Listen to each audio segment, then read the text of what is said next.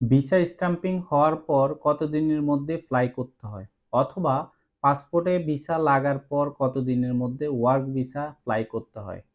দূরে কিংবা কাছে যে যেখানে আছেন সকলকে এনআইটি ইন্টারন্যাশনাল লিমিটেড RL 1316 পক্ষ থেকে স্বাগত জানাচ্ছি।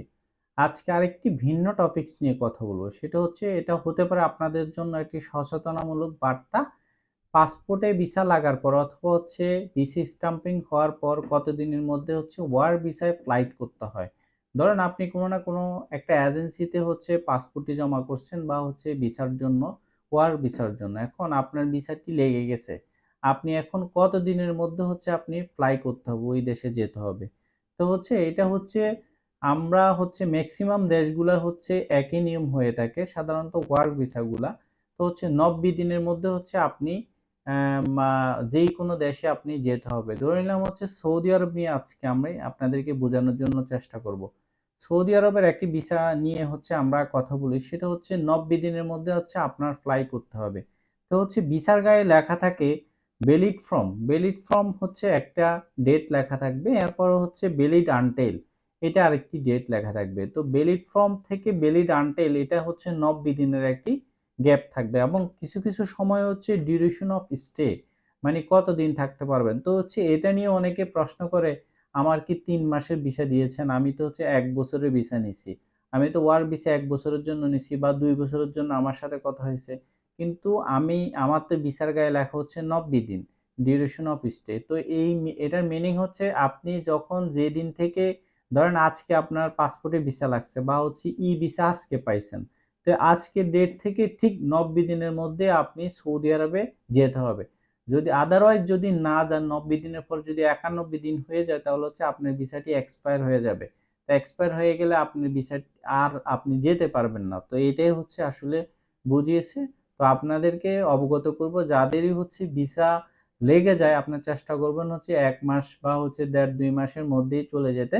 এর মধ্যে হচ্ছে অনেকের কাছাকাছি হচ্ছে আপনার হচ্ছে সময় আসলে অনেক এজেন্সি ফ্লাই দেয়, তো এটা আসলে মোটেও ঠিক না।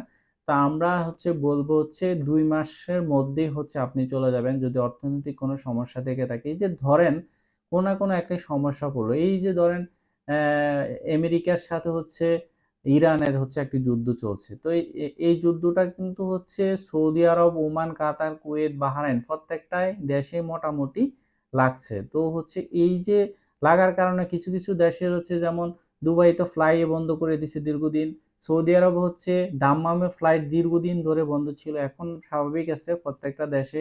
যেমন কুয়েতের এখনো কিন্তু ফ্লাইট বন্ধ। তো হচ্ছে ধরেন হচ্ছে আপনি যদি হুট করে হচ্ছে একদম কাছাকাছি সময় নেন, একটা বিপদ যে কোনো সময় একটা বিপদ হতে পারে। তো সেজন্য মিনিমাম হচ্ছে ভিসা 90 দিন মেয়াদ শেষ হওয়ার 10 দিন আগেই আপনারা চলে যাবেন, অ্যাটলিস্ট 2 মাস, 60 দিন পর পরে আপনি চলে যাওয়া উচিত। অথবা অনেকে কি করে হচ্ছে লাগার সাথে সাথে চলে যায়, এটা আরো ভালো। যদি সম্ভব হয় আগে ভাগেই চলে যাবেন। তা আরেকটা বিষয় হচ্ছে নিয়ে কথা বলতে চাচ্ছি, হচ্ছে ভিসার গায়ে লেখা থাকে ভিসা ফিজ ফ্রি। তো হচ্ছে এটা নিয়েও হচ্ছে অনেকে কনফিউশন থাকে, আসলে প্রত্যেকের সৌদি আরবের ক্ষেত্রে প্রত্যেকটা ভিসার গায়ে লেখা থাকে ভিসা ফি ফ্রি। তো হচ্ছে এই যে ফ্রি লেখাটা, অনেকে মনে করে কোম্পানি ভিসা আপনি যাচ্ছেন, কিন্তু হচ্ছে তারপরও ফ্রি লেখা কেন, অনেকে মনে করে এটা আমাকে কি ফ্রি ভিসা দিল নাকি। না, এটা হচ্ছে আপনার জন্য ফ্রি ভিসা না, এটা ফ্রি ভিসাটা হচ্ছে যারা ফ্রি ভিসা যাবে তাদের গায়েও ভিসা লেখা থাকবে, যারা কোম্পানি ভিসা যাবে তাদের গায়েও এই লেখাটা থাকবে, এটা প্রত্যেকের গায়ে হচ্ছে এটা লেখা থাকবে। তো ধন্যবাদ, আজকে ছিল এ পর্যন্তই। নতুন নতুন তথ্য পেতে আমাদের চ্যানেলটি সাবস্ক্রাইব করে পাশে থাকবেন এবং বেল আইকনটি ক্লিক করে রাখবেন, যাতে আমরা ভিডিও আপলোড করার সাথে সাথে আপনার কাছে নোটিফিকেশন চলে যায়। আজকে ছিল এই পর্যন্তই, ভালো থাকবেন সবাই। আমাদের অফিসের ঠিকানা হচ্ছে ঢাকা নয়াপল্টন, চায়না টাওয়ার, পশ্চিম টাওয়ার, লিফটের 8-এ এনআইটি ইন্টারন্যাশনাল লিমিটেড, RL 1316।